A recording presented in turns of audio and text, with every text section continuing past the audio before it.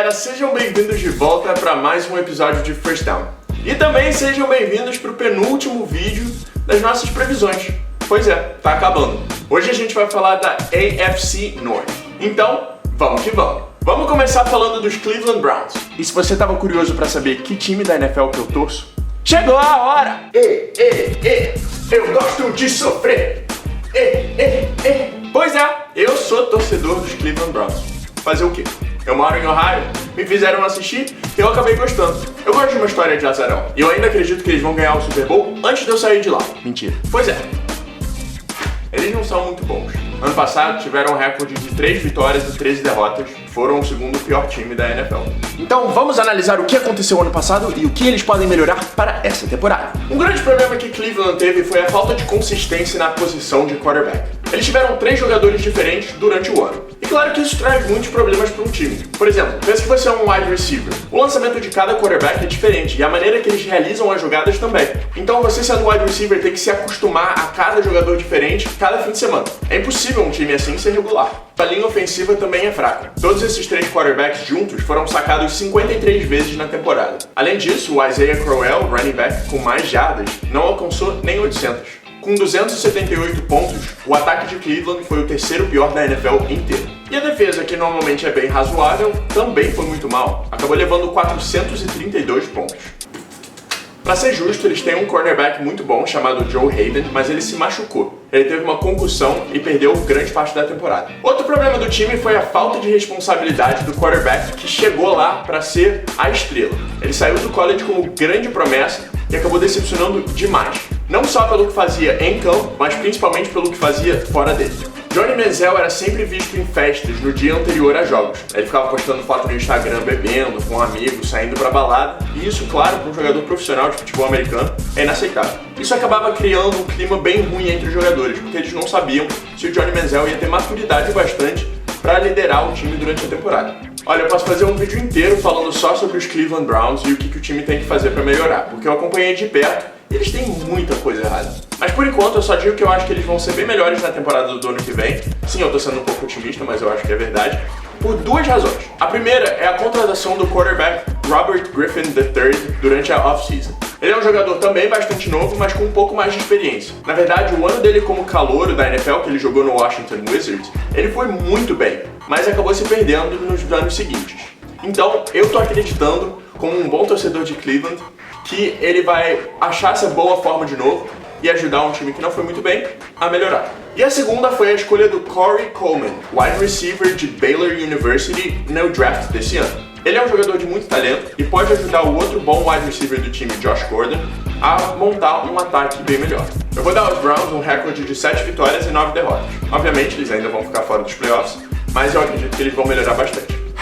#GoBrowns. O segundo time de hoje é o Baltimore Ravens. O time de Baltimore também não foi nada bem. Eles tiveram um recorde de 5 vitórias e 11 derrotas. Grande parte desse problema foi a performance do seu quarterback titular, Joe Flacco. Ele arremessou 12 interceptações e só 14 touchdowns. São números muito fracos. Isso levou o time a ter um turnover ratio muito fraco, de menos 14 na temporada. E time que não tem a bola não ganha o jogo. Além disso, alguns dos seus melhores jogadores também não tiveram um ano muito bom.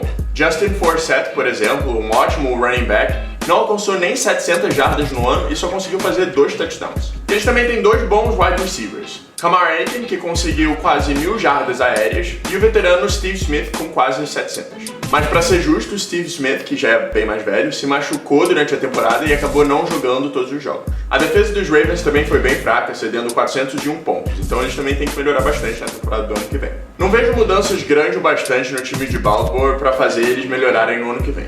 Inclusive, acho que eles vão continuar com o mesmo recorde de 5 vitórias e 11 derrotas, último lugar na divisão e, claramente, fora dos playoffs. O terceiro time de hoje é o Pittsburgh Steelers. Os Steelers entraram nos playoffs no ano passado por muito pouco, mas muito pouco mesmo. Na verdade, a mesma quantidade de pouco que o New York Jets não entrou nos playoffs. Tiveram um recorde de 10 vitórias e 6 derrotas e jogaram a parte mais importante da temporada como wild card.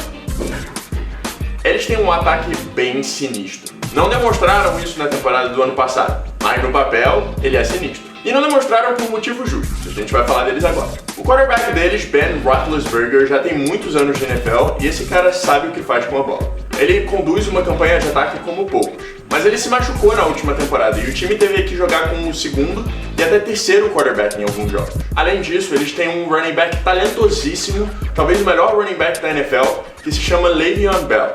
Mas adivinha? Ele também se machucou. E foi bem no comecinho da temporada. Eles têm um grupo de wide receivers que dá medo, na minha opinião. Marcus Wheaton e Martavis Bryant conseguiram cada um mais de 700 jardas no ano passado. O que não parece muito até você saber que Antonio Brown, talvez o melhor wide receiver da NFL, conseguiu mais de 1.800 jardas aéreas. Ou seja, o trabalho dos wide receivers claramente teve um favorito, mas mesmo assim, os outros dois ainda conseguiram fazer números bem altos. Além disso, eles têm um talento super regular chamado Heath Miller. Se todos eles ficarem saudáveis, vai ser difícil de tirar o título da divisão deles. A defesa dos Steelers também foi bem.